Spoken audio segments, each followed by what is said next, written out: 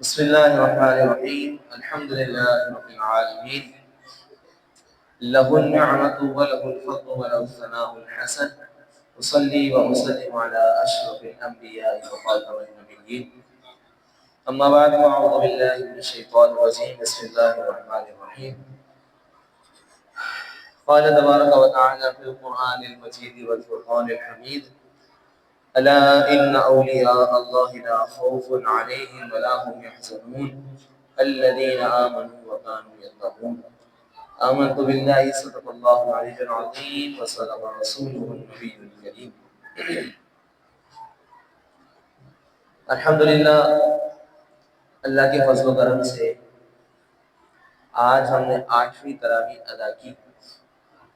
اللہ تعالیٰ کی بارگاہ سے دعا ہے کہ اللہ تعالیٰ ہمیں پورے ماہ رمضان اسی طرح ذوق و شوق کے ساتھ تراویح ادا کرنے کی توفیق عطا فرمائے، اور تراویح کی ادائیگی میں جو بھی غلطی ہو گئی ہو، چاہے وہ قصدن ہو، چاہے وہ سہون ہو، چاہے وہ خطأً ہو، اپنی رحمت کامل کا صدقہ اس کو معاف فرمائے۔ آج الحمدللہ ہم نے 11واں سپارہ نصف اور 12واں مکمل پڑھنے اور سننے کا شرف حاصل کیا۔ اللہ تعالیٰ کی بارگاہ سے دعا ہے کہ ہمیں قرآن کے نور سے منور فرمائے۔ ایک درد دل کا اظہار کرنا ہے تو انشاءاللہ درس قرآن کی بات کرتے ہیں۔ اللہ تعالیٰ سورہ یونس آیت نمبر 62 اور 63 میں ارشاد فرماتا ہے الا ان اولیاء اللہ لا خوف علیہم ولا هم يحزنون، خبردار، بے شک اولیاء اللہ کو نہ ہی کوئی خوف ہے اور نہ ہی وہ غمگین۔ الذین آمنوا وکانوا یتقون، اور اولیاء اللہ وہ لوگ ہیں جو اللہ کی ذات پر ایمان لائے اور صاحب تقوی۔ یہ جو لفظ ولی ہے نا، الا ان اولیاء، اولیاء یہ ولی کی جمع ہے، اور ولی ولا سے نکلا ہے، اور ولا کا مطلب ہوتا ہے دوست، نصرت، مدد، اور اسی طرح محبت، اور مختلف معنی اس کے بارے نکلتے ہیں۔ ہمارے معاشرے میں ہم دوست کسے کہتے ہیں؟ اصل میں دوست یہ فارسی کا لفظ ہے، دو دست اصل میں ایک لفظ ہے، دو دست۔ دوست اصل میں مطلب یہ ہوتا ہے کہ ایک ہاتھ اس طرح دوسرے کے خلاف نہیں ہوتا نا، اس لیے ایک دوست دوسرے کے خلاف نہیں ہوتا، اس لیے اس کو لفظ دوست کہا جاتا ہے۔ ہمارے یہاں ایک مرتبہ کلاس میں یہ ہوا، درجہ ثالثہ کی بات ہے، مشکات شریف کا پیریڈ چل رہا تھا، استاد صاحب نے ہم سے پوچھا بتاؤ بھائی دوست کسے کہتے ہیں؟ پوری کلاس سے پوچھا، میں آپ لوگوں سے پوچھ رہا ہوں بھائی دوست کسے کہتے ہیں؟ کوئی کچھ بتائے گا، کوئی کچھ بتائے گا، کوئی کچھ بتائے گا، ایگزیکٹ تعریف کوئی نہیں بتائے گا۔ جس کے ذہن میں دوست کا جو مفہوم ہوگا وہ بیان کر دے گا۔ ہم سب نے ایسا ہی کرا، سب نے اپنے مطابق اپنی لاجک لڑائی اور جواب دے دیا۔ استاد صاحب کہہ رہے ہیں ٹھیک ہے، لیکن جو میں چاہ رہا ہوں وہ بتاؤ۔ نو ون نوز، کسی کو نہیں پتا۔ استاد صاحب کہتے ہیں کہ دوست اسے کہتے ہیں جس کو بندہ اپنا راز بتانے میں جھجکے نہیں، جو دوست کا راز رکھے۔ اب یہ جملہ اگر ہم بولے نا کہ یہ میرا دوست ہے، مطلب میں اپنا راز اس کو بتا بھی دوں، کسی کو نہیں بتائے گا، یہ ہوتا ہے دوست۔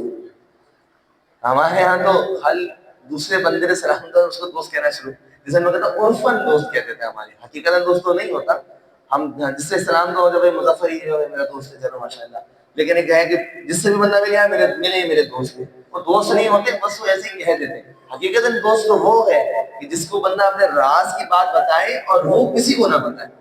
لیکن ہمارے یہاں ایک کو بتا دے ذرا، نہ پورے محلے کو پتہ لگ کہ میرے پاس یہ بات دوبارہ آئے، مجھے بتاؤ کہ بندے کی بات مجھے بتاؤں کیا، یہ وہ میری بات مجھے بتا رہا ہوں، یہ ہمارا حال ہے، یہ دوستی کا معیار ہے ہمارے۔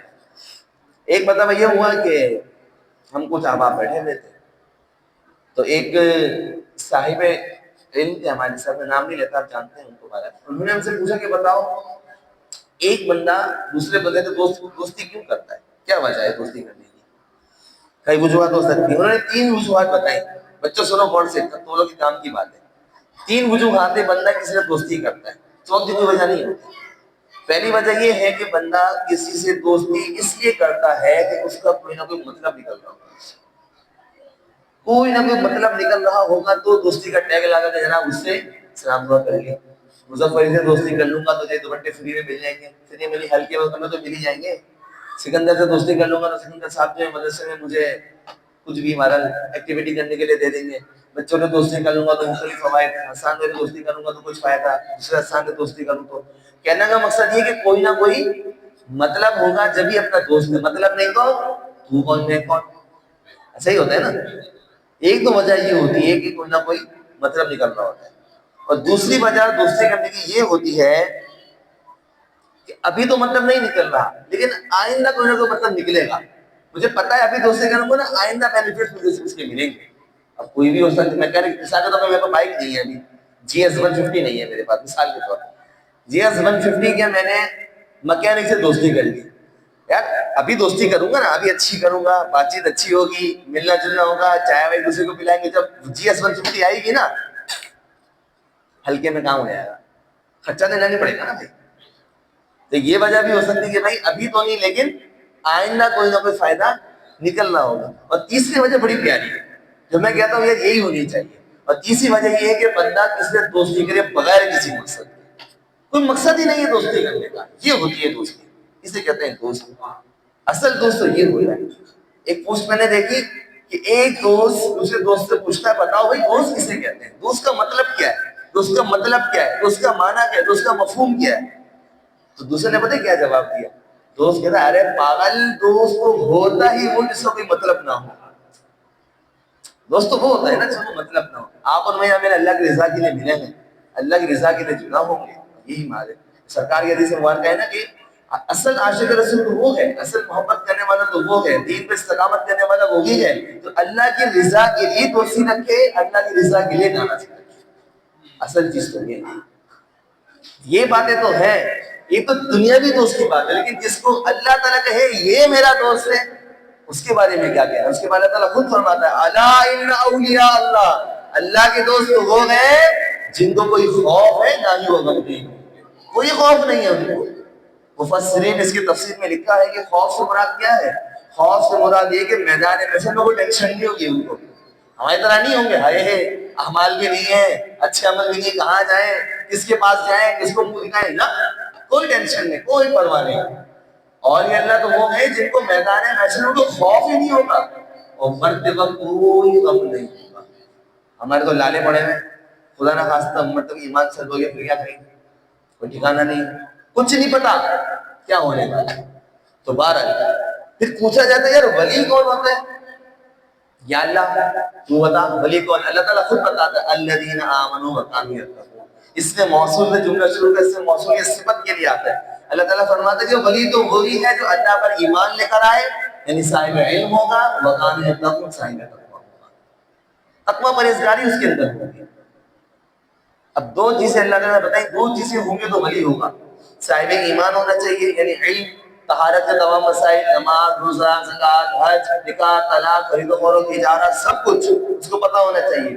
अकायद तमाम बुनियादी अकायद उसको पता हो, अकायद इस्लाम तमाम उसको पता हो, अकायद अहले सुन्नत उसको पता हो, उनके दलाइल पता हो, और उसके साथ साथ ज़ाहिरी बातिनी गुनाहों से भी बचने वाला हो।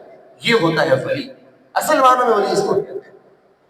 हमारे इलाके में देखने सर हर गली के अंदर एक वली पैदा हो रहा है, वो कुत्ते वाली सरकार, और बिल्ली वाली सरकार, और देख घुमाने वाली सरकार, और दुल्हन वाली सरकार।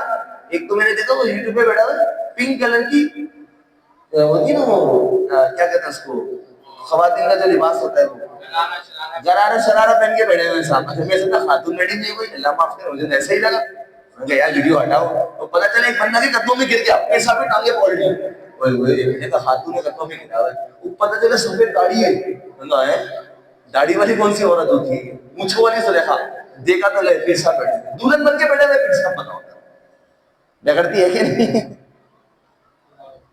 मतलब अंदाजा लगाए कि हमारे वली इनको बोला जाता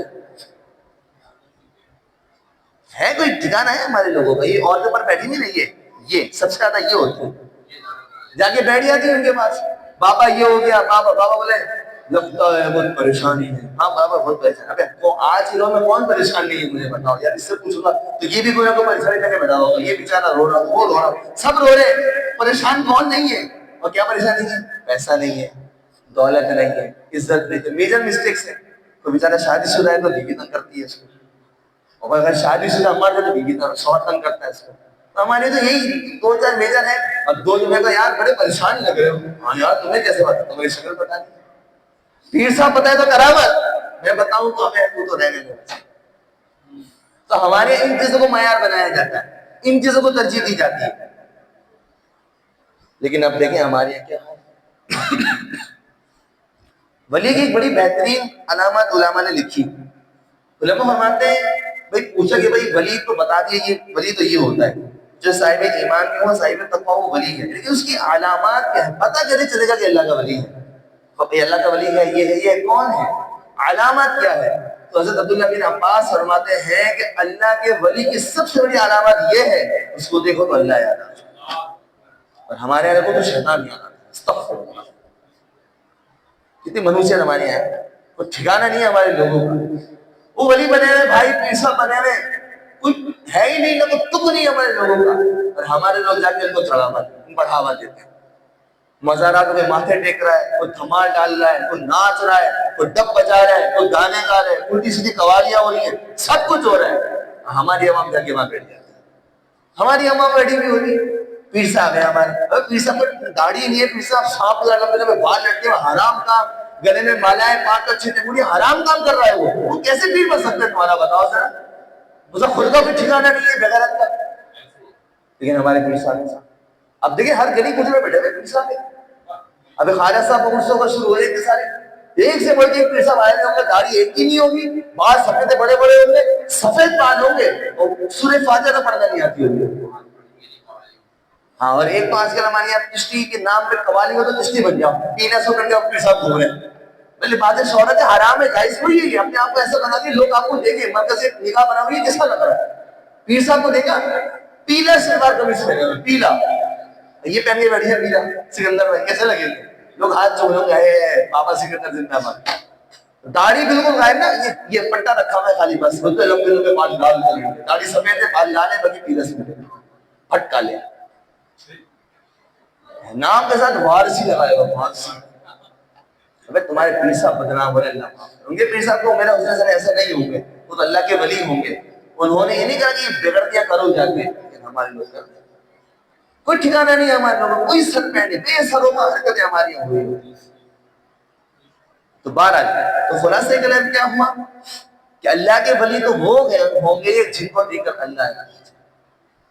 حضرت غوث اعظم رضی اللہ عنہ کون کتنے بڑے اللہ کے ولی، کتنے بڑے اللہ کے ولی تھے. میں اکثر یہ واقعہ بیان کرتا ہوں کہ جب غوث اعظم کی ولادت ہوئی تو نبی پاک صلی اللہ علیہ وسلم صحابہ کے ساتھ ان کے گھر میں تشریف لائے. ان کے والد صاحب نے کہا اے ابو موسیٰ تجھے مبارک ہو، تیرے گھر جو ولادت ہوئی ہو میرا بیٹا ہے، ان قریب وہ یہ اعلان کرے گا کہ جو مقام و مرتبہ اللہ تعالیٰ نے مجھے نبیوں میں عطا فرمایا ہے، یہ مقام اللہ تعالیٰ تمام ولیوں میں اس کو عطا فرمایا، یہ مقام مرتبہ ولیوں میں ملے گا اس کو. غوث اعظم رضی اللہ تعالیٰ عنہ بغداد کے مسجد میں کھڑے ہوئے، آپ نے فرمایا قدمی ہادی رقبتی علی کل ولی اللہ، کہ میرا قدم ہر ولی کی گردن پر. ایسا تو نہیں کہہ دیا آمنو وکانو یتقون، جب تک آمنو نہیں ہے وکانو یتقون نہیں ہے کوئی ولی نہیں ہے. جاہلین فراڈ ہے سارے کے سارے، کوئی ٹھکانہ نہیں ہے ان کا. یہ ہوتا ہے اللہ کے ولی، ان کو کہو اللہ کے ولی. یاد رکھیں کوئی بھی جاہل ولی ہو ہی نہیں سکتا. اللہ تعالیٰ کبھی بھی جاہل کو ولایت دیتا ہی نہیں، اور اگر کوئی ولی گناہ کبیرہ کرے اللہ تعالیٰ ولایت کھینچ لیتا ہے اس سے. اور کوئی ولی گناہ صغیرہ کرے لیکن بار بار اگر تب بھی اس کی ولایت چھین لی جاتی ہے، وہ ولی رہتا ہی نہیں ہے. اور ہمارے یہاں کوئی ایسا بندہ نہیں جو گناہ سے بچتا نہ ہو. فجر یہ نہیں پڑھتے، ظہر یہ نہیں، اثر مغرب عشاء ٹھکانے. فجر کا مدینے میں، اثر کا بغداد میں، ظہر گنبد خضرا کے سامنے، مغرب ہوگی خانہ کعبہ کا طواف کرتے ہوئے عشاء دادا صاحب کے پاس. قربان جائیں گے اوپر، کاش اسی ولایت مجھے بھی مل جائے. دن میں 5 دفعہ زیارت کر رہا ہوں کوئی دنیا نہیں. مطلب یہ ہے حال ہمارے لوگوں کا. اللہ تعالیٰ عقل سلیم عطا فرمائے ہماری عورتوں کو، بالخصوص ہمارے نوجوان عقل مندوں کو، جو ویسے تو بڑے دین کی بات کریں گے نا، بڑے اپنے سے بڑا عقل مند کوئی نہیں ہے. انجینئر مرزا ٹائپ کے لوگوں کو دوسرا مل کر ڈبہ بندہ شروع کر دیں، اہل سنت میں یہ ہو رہا ہے، اہل سنت یہ ہو رہا ہے، اہل سنت پیر صاحب یہ کر رہے ہیں، پیر صاحب وہ کر رہے ہیں. اس کو کیا پتا کہ یہ اہل سنت ہے ہی کوئی تعلق نہیں ہمارا ان سے. بالکل کوئی بیکورڈ ہے ہمارے، قبروں کو سجدہ کر رہے ہیں، کوئی تعلق نہیں ہمارے ان سے. قبروں کو سجدہ کر رہے ہیں جا کے فقیر سے ساتھ. یہ تعلیم دیتی ہے اہل سنت، یہ اسلام نے تعلیم دی ہے ہمیں. یہ ہمارا حال ہے. کہ قبروں کو ماتھے ٹیکے جاتے ہیں. اعلیٰ حضرت فرماتے ہیں کہ مزار پہ جانے کا طریقہ یہ ہے کہ 4 ہاتھ دور سارے مزار پہ کھڑے ہوں گے آپ اور قدم کی طرف سے آئیں گے بغیر پیٹ کرے باہر نکل جائیں گے. 4 ہاتھ دور فاصلے پہ. ہمارے تو جمعہ چڑی سن قبر کو جمعہ شروع ہو گیا. گندی گندی تھوک والی زبانیں لگا دیتے ہیں مزار میں, گندا کر دیتے ہیں. کیوں کرتے ہیں؟ کیا وجہ ہے؟ اس دن جو آیا تھا فعلوا فاحشۃ قالوا وجدنا علیہا آباءنا, ہمارے بڑے کرنے والے ہم بھی یہی کریں گے. اسی روش سے ہم چلتے رہیں گے. بنیادی میجر مسٹیک یہ کیا. تو بہرحال اللہ تعالیٰ کی بارگاہ سے دعا ہے کہ ہمیں صحیح معنوں میں صحیح لوگوں کی پہچان عطا فرمائے. ظاہر سی بات ہے اللہ کا ولی ہم کب پہچانیں گے؟ جب ہم خود صاحب علم ہوں گے. جب ہمارے پاس علم نہیں ہے, جب ہمیں صحیح غلط کے مابین فرق ہی نہیں پتا, جب ہم کسی چیز کے درمیان امتیاز ہی نہیں کر سکتا, ہمیں کیسے پتہ یہ صحیح ہے یہ غلط ہے؟ تو ہمارا تو اپنا کوئی ٹھکانہ نہیں ہوتا.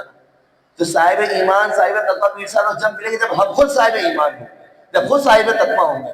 قربان جائے امیر اہل سنت رضی اللہ تعالیٰ عنہ کے ساتھ اس وقت جو نیک کام کر رہے ہیں امیر اہل سنت کریں, یقین کریں اندازہ ہے نوجوانوں کا ایک بہت بڑا طبقہ ان کے پیچھے چل رہا ہے.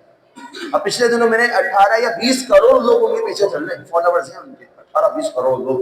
ہمیں تو 18-20 لوگ نہیں دیکھنا پسند نہیں کرتے, ان کے فالوورز ہیں. علامہ خادم سے رحمۃ اللہ علیہ کتنی بڑی شخصیت. تو یہ ان کو کہتا ہوں یہ ہے اللہ کے ولی. انہوں نے اپنا کو منوایا ہے, دکھایا ہے کہ ہے ہم اللہ کے ولی.